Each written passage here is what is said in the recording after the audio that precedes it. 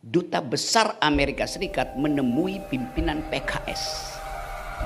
Itu di dalamnya ada narasi.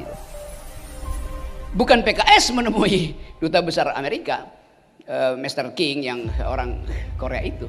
Duta Besar Amerika menemui pimpinan PKS, diterima oleh Presiden PKS, Ustadz Saiku, di kantor PKS.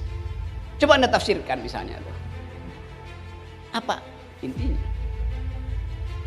Artinya narasi Indonesia hari ini dipantau secara teliti oleh global player. Amerika memantau itu.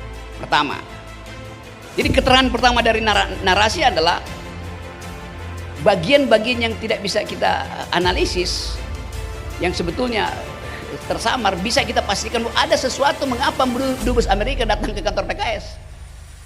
Kita tunggu misalnya dubes Cina datang ke kantor Nasdem.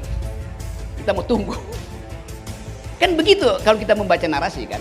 Ada counter narasi itu. Jadi Indonesia jadi pusat perhatian dunia karena potensi ekonomi Indonesia yang besar dan potensi demokrasi yang sekarang sedang terhalangi. Yang kedua, kalau dubes Amerika datang ke Golkar, datang ke PAN, datang ke PDIP itu biasa aja. Ini datang ke partai oposisi. Datang ke partai oposisi yang ideologinya adalah Muslim, Islam. Datang ke partai yang selalu dianggap sebagai Islamofobi. Itu cara kita membaca narasi itu.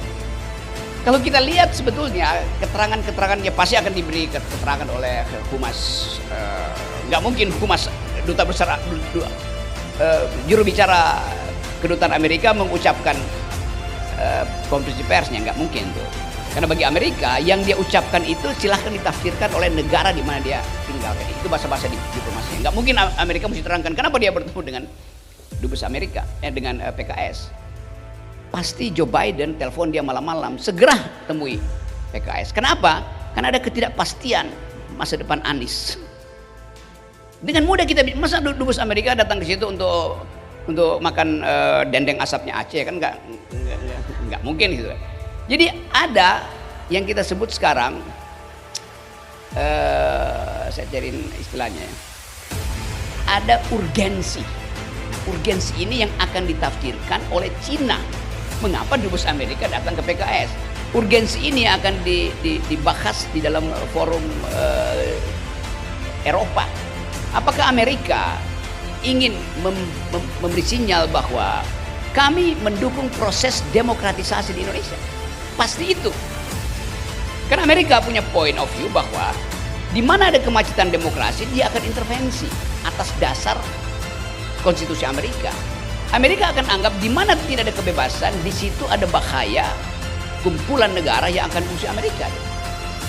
Ini narasi barunya di situ. Jadi kita mau tafsirkan bahwa Indonesia diminta untuk memilih, ngikuti narasi Amerika atau narasi Cina itu. Mau jadi proksinya Cina atau jadi proksi Amerika. Tentu kita bisa bilang kita punya cara berpikir lain. Kita akan mendayung di antara dua karang. Tapi itu sifatnya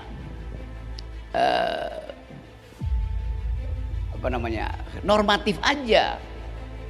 Orang akan lihat bahwa Indonesia pasti berbohong karena seluruh profil politik kita hari ini ke Cina. Berita yang sama tadi pagi, Indonesia minta lagi 8 triliun pinjaman dari konsorsium Bank Cina untuk meneruskan proyek kereta cepat yang mangkrak, yang macet.